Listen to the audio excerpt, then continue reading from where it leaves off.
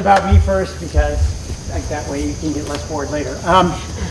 I've been working in the field since the summer of 1979 and in various capacities in various places, from North Dakota to Florida and places in between. But I've been here for the last, since 2001, working first at Fox Island, which is where my office was initially, and then when they opened the new Nature Center in 2005 at Matea, that's where I am now. And I do, as part of my job, once in a while, I do what we call living history, which is what I'm going to be doing here. But that's not where my main interests lie. My big things are Midwestern mollusks, especially land snails. Good luck finding references on that. Non-flowering plants, and what was the other one I thought of earlier? Insects. So, you know, I'm not one of these big birding people. Once I got that habit, I am no longer here in 2024. We're back in about 1878 or so. And so Frank Lyons, the guy who I'm portraying, was a real person. He did run canal boats over in Ohio mostly, but he could have got over here because the canals in Ohio and Indiana are connected to each other. And so he will not know anything about all this modern stuff we're talking about. But if you want to ask him questions about things that happened then, you're welcome to. And, we're going to get started. There will be some stories, some facts about the canal, some music, because these are people that are basically sailors and they sing a lot.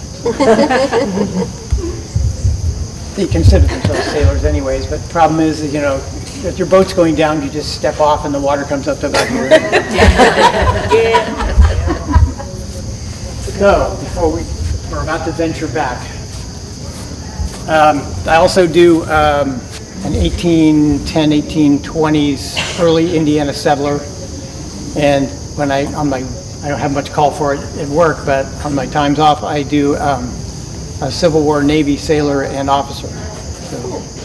So all kinds of stuff. And Hartford City, which is the biggest Indiana Civil War reenactment, is the first weekend in October. There was a bunch of people here. I'm glad there are. My canal boat is over there waiting for the state to fix the leak in the canal. So I have nothing else to do but come over here and give you a chance to buy canal stock. Because this is how the state gets their money to fix the canal when it leaks. And canal stock, definitely a good investment. But we can't start off without something to sing. Can you guys, yeah, we need that. Okay, Bob, they wanted you to use a microphone. I know. I will just talk loud. Okay.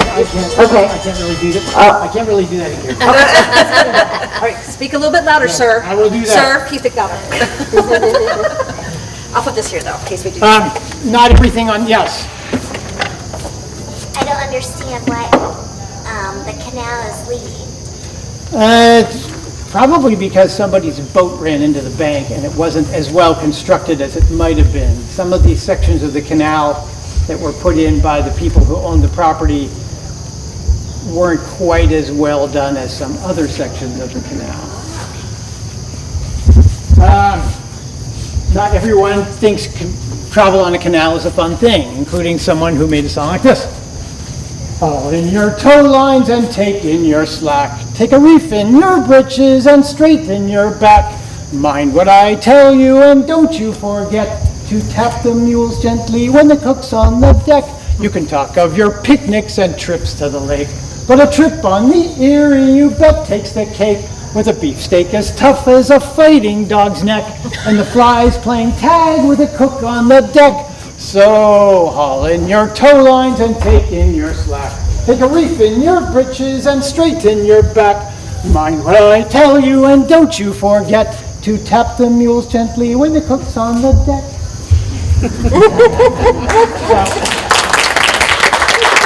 Some of you are probably not familiar with the canal because you may not have had much to do with it. Have any of you ridden on one of those newfangled railroad things? Who has? That's dangerous. God did not intend us to move that fast. And I've heard stories that people open the window and put their face out and the skin just peels because they were going so fast. What you need is a sedate, refined 4 miles an hour you'll have on the canal. None of this speedy stuff with all that smoke. So you may not be familiar with the kinds of boats that are on the canal. Fortunately, I brought a few things with me. This is what my canal boat Akron looks like. It's a three cabin freight boat. Back here, this is where me and my family live. My wife is the cook, and I'm the captain because I own the boat. But there are some women who own the boats, and they're the captains. Whoever owns the boat is the captain. The center cabin here is for the animals, horses or mules. And then the front cabin is for the crew, the bowsman, the steersman, if we need anything more than that. That's usually it for the canal boat, is we have the captain and his wife, a bowsman, a steersman, and a driver, who is over here on the towpath making the mules move, because they don't want to move. And in between, freight. We can haul up to 80 tons of freight in this boat. This isn't the only kind. There are also open 3-cabin freight boats that are used to haul things that are not necessarily, that won't get damaged by the weather. Things like coal and lumber and tombstones and things like that. So those have open holds, but they still have the 3 cabins. And each of them, front and back, have a wood-burning stove to warm up in the wintertime. And then there are state boats, which look more like this, except the back cabin is longer. This is where they keep all the supplies for maintaining the canal, repairing the aqueducts, repairing locks and gates, repairing leaks in the canal, those kind of things. And that's a crew that's paid for by the state or whoever is running the canal at the time, because sometimes the state has sold off the canal to private interests and then it takes it back again. That happened in Ohio. And so that's where their supplies are, and their boat looks more like this. Those 3 main kinds of boats, they cost between $2,000 and $4,000 each, which is a pretty good sum of money. And that usually will include the animals. It's more if you have horses, it's less if you have mules. The crew. Now, when I select my crew of bowsman, steersman, and driver, what I'm looking for not necessarily is skill at canaling. You can learn that. What I want is people who can fight well. Because if you're coming to a lock, there's 2 boats approaching a lock at the same time, and you have to get through the lock. Time is money. I don't want to wait 15, 20 minutes, a half an hour for this other boat to get through the lock. And what the canal rules say is whoever is going upstream has the right of way. In actual fact, it's whoever's crew is not thrown into the canal has the right of way. And so I would rather get through the lock first if I have a chance, and that means my crew has to be able to dump their crew. And that's the more important thing. Fighting is something it takes a little longer to teach. Standing at the front saying, hey, there's a rock, doesn't take quite as long. So the crew would be stationed in various places. We have the captain and me and my wife here. The bowsman would be up here looking for any problems in the canal. The steersman will be back here running the tiller. And the driver would be over here on the towpath making sure the mules do their job.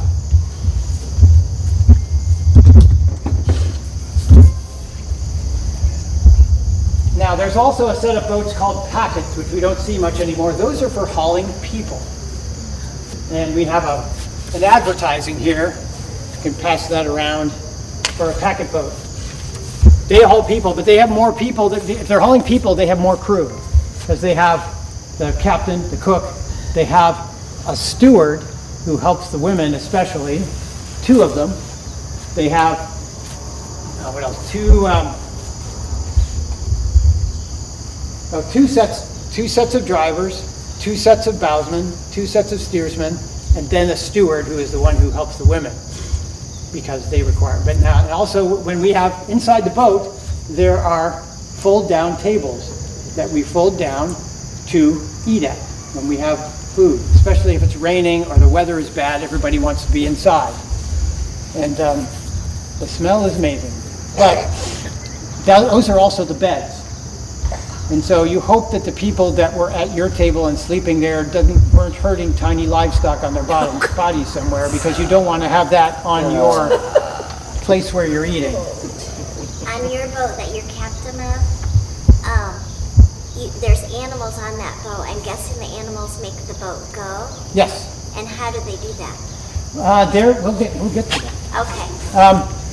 The animals on a packet boat are not kept on the boat. Packet boats have stables every 20 miles or so where they pick up new animals and drop off the old ones. So they don't have a center cabin for animals. It's all people. And you can haul probably 80 people on there, depending on how much tightly you want to squeeze them together. And if the weather's nice, everybody's up on the top where the air is fresh. If the weather's not nice, they're all inside. How long is your route? It depends on who's paying, because it also depends on what we're hauling. More recently, I've been moving coal and lumber from Newcomerstown south in Ohio up to Akron or to Cleveland, where they pay more because they need that. Do you have problems with pirates or robbers? There are what we call canal badmen that for once in a while you'll get to a low bridge, and some of them will wait on the low bridge until you pass underneath, then they'll jump on board your ship. And some of them are armed. They'll say, we want to ride free till the next however many miles, and I'm not particularly inclined to argue with them. So they will do that sometimes. They don't usually steal anything from the boats because it's not worth all that much. But they want a free ride is what they're really after most of the time. Fares, what they're trying to dodge is a fare. It depends on what you're hauling, but for freight it's usually 1.5 cents a mile. For people, it's 4 cents a mile, I think. Ooh. Yep, 4 cents a mile. That can add up. Some people, like our former president, John Quincy Adams, took a very long trip on the canals when they were first opening up, and he was not impressed. He wrote about it. Kind of dented our business.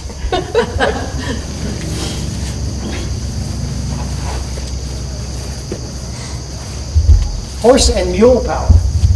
That's what we're going to talk about next. We have usually 3 animals. The leader, who's in the front, the middle, who's in the middle, and the leaner or the wheeler, who is in the back. And we're going to do a little demonstration of how that works here. I need 3 volunteers. There's one. Okay, there's the leader. Up front you go. You'll be the middle. You're going to be the leaner or the wheeler. I actually should put you on this end. Come on down here, because we don't want to run into the little small place there. Okay, now you're the leader. Come on up here. Everybody up that end. Oh. I'm promoted. So you're the middle. Now you're still the leaner. Get behind them. Line up right next to each other in the front there. Right close. Really close. There, like that. Not that close, but give yourself a little bit of room. There you go. Now, the leader is the one who watches ahead. The middle is usually the power one. And the leaner or the wheeler is the one in the back. And the problem, they need to lean because the towpath is over here, but the boat is over here in the canal. And so they have to kind of lean that way in order to get the boat.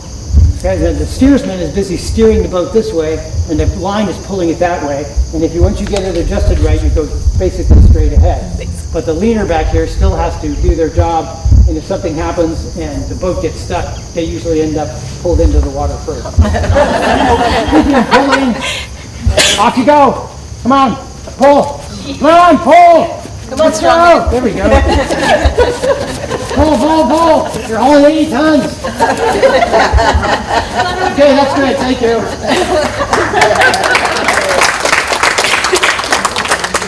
A piece of tow rope from our boat. So they're about the size you would see. That's well, we'll get to the song in a minute. Yes.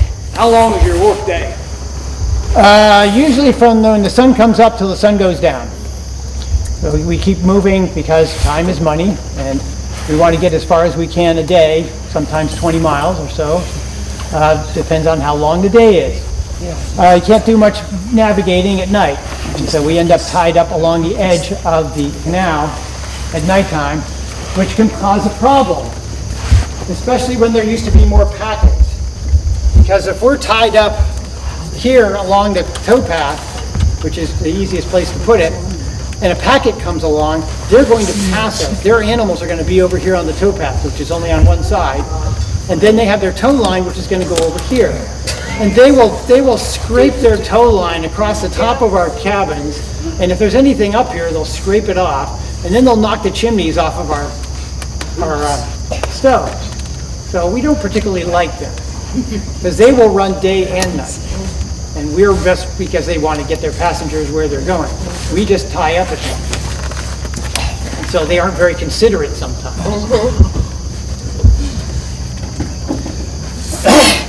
Song.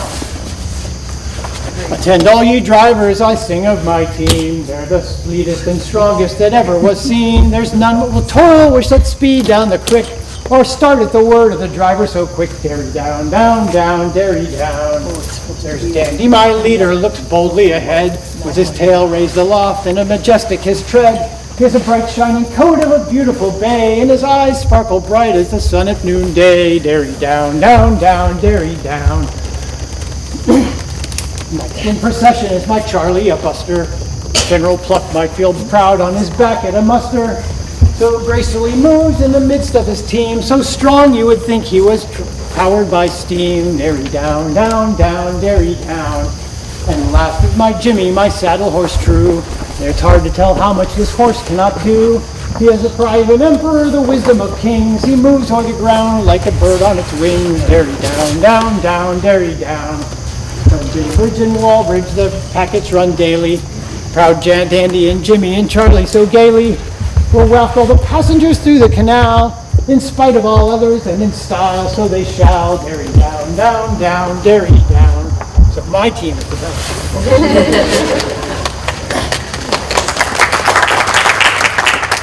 Here are the canals. We can get a closer look at this when we're done. Here's Ohio. Here's Indiana. I'm usually in this area right over here, but it is possible to pick up freight over here and actually have your boat moved over there being towed by a schooner, and then start on all this canal, all the way down to Evansville. And it runs right over there, that way, and goes right through Fort Wayne, which calls itself the Summit City because it is one of the high points of the canal. The city that I usually work in, Akron, is also called the Summit City because it is at the very top of their canal. Any place where the canal is at the highest point, that's the summit, and that's where you have to get water to in order to have water flow both directions downhill. So you have to have some kind of reservoir up high to get water into the canal, and Akron has it, and Fort Wayne kind of has it. We don't have much of a reservoir here, but we're pretty flat, so. Now in the country, 450 miles from the state line to Evansville. Evansville, they had it a little figured out. I've been down there once or twice. There, right before you get to the Ohio River, which is down a little bit, they didn't put a lock in so you could go right into the Ohio River. The Drayers Union, I think, got a hold of somebody and said, we don't want a lock there because we want to haul freight from this canal basin, which is right in downtown, quarter of a mile over to the Ohio River, and they have to pay us to do it. And so you would take all the cargo off the canal boats, load it onto wagons, take it down to the Ohio River, and load it on a boat there. So that's a little interesting thing in Evansville. I don't go there very often. And it's getting harder and harder to go there now because the canal's not as well maintained as it was. The Erie in Michigan is up this way.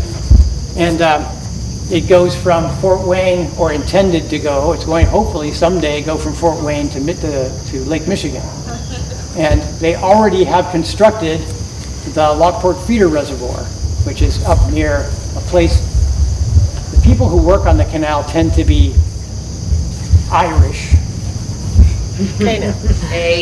Italians, and sometimes the people, they will contract to say, well, the canal goes through my property. I will contract with the canal authority, and they'll pay me to put that section of canal in. And usually you get paid something like 25 or 30 cents a day to do it. Sir, excuse me. I had to walk a long way, and I went to the trading post and traded some fur for this really expensive, it's called water. It comes in a container you don't know of, but I'm going to put it over here in case you...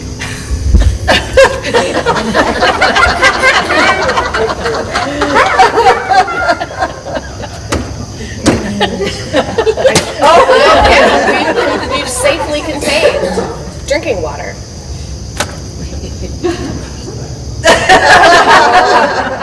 For medicinal purposes. The canal itself, when you construct it, they have some guidelines. 40 feet wide at the top, 26 feet wide at the bottom. It's got to be at least 4 feet deep. And the tow path has to be at least 10 feet wide. And the speed limit, like we said, is 4 miles an hour. If you go faster than that, you could cause the banks to erode. And that would be more state boat work, and it takes them a while to get around to it, and meanwhile, I'm stuck over here. You want to get your boat from up here to down there. And the way you do it is, this one is already full, so I would just open these gates. They don't have any pressure on them because the water on the inside and the outside of the lock on this side is the same. Open the gates, boat goes in. Make sure I don't step on it. Close the lock gates. Then, you go down to this end, and you open the thing called a wicket here. That lets water out of this lock into the lower area over here. And what happens is the water in the lock itself goes down. And the boat goes down with it. So now, the water in the lock is down here. The water on this side and that side is the same. There's no longer pressure on these lock gates. You can swing them over. The pressure is on these lock gates, which are being pushed together because the water in here is down here. The water out here is up here. Pushes that. Once the pressure is off these gates, you can open them, have your canal boat pulled out.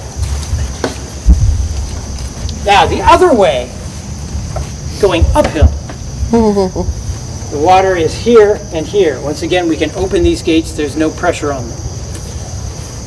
Boat gets pulled in. Close the gates.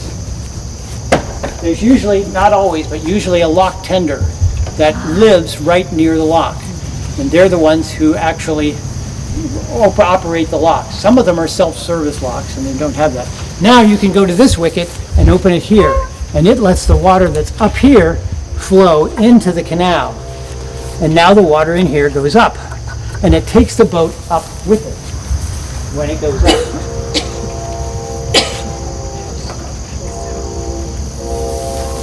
So now, the boat that was down here is now up here. The pressure is on these lock gates. These ones don't have pressure on them anymore. You can just push them open and you can pull your boat out. And that's how the boats go up and down in the lock. Most of these locks have about a 10-foot, or not 10 foot, about 4 or 5 foot lift. Some of them are up to 10, and the bigger ones, the stone ones, some of them, most of them, they don't bother putting one in unless it's needs to be at least 3 or 4 or 5 feet up. How long does this process take? Between 10 minutes and half an hour or longer. Part of the reason that Akron is there at all in Ohio is because there's a good hillside there, and there's probably 7 or 8 locks in a row. And so the people on board the canal boat are not going to sit on board the canal boat while they go through 7 or 8 locks right near each other. They get off the boat and they go into town. Food, drink, unspecified entertainments. They go into town, and after they have figure out how long it's been for a while, they will walk or stagger back down to the canal boat and get back on again. And that way they don't have to sit on the boat while the boat's going through all the locks. And sometimes you have to wait for someone to come the other direction, and it takes a long time.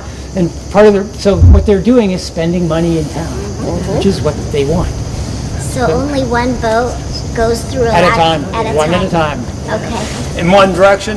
In one direction. Well, it helps if it's already set for you, but if you have the other crew in the water, then they'll set it for you. So it depends on where the water level is it doesn't take really long to fill it up or empty it out. So, back over here. Captain? Yes. Some of us were in Fort Wayne yesterday by the landing, and there was a canal house. Would that be where the tender would live? That was actually, I think, a warehouse. Okay. And I can't talk about it now. I didn't ask. So a lot. There were so many Italians that came and moved here to build the Lockport feeder reservoir up north of here that they called the place where they're living now Rome City. It used to have another name, but just recently people have started calling it that.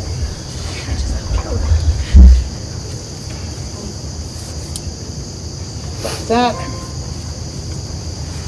time to let you know that people do enjoy the canal. And sometimes the songs are nice about the canal. It isn't all about how terrible it is to go. And it's not a bad life. I mean, I'm my own boss. I set my own rates. I do my own work with people. And no one is telling me what to do. Well, the state's trying to because they want their cut, but I traded this from a fellow from Germany who was riding on my canal boat. We don't have too many of these around here. He showed me how to work it. Life on the raging canal, a home on its muddy deep, where through summer, spring, and fall, the frogs their vigils do keep. Like a fish on the hook I pine, on this dull, unchanging shore. Oh, give me the packet line, when the muddy canal's gone. Oh, there it is. Nope, that's not it.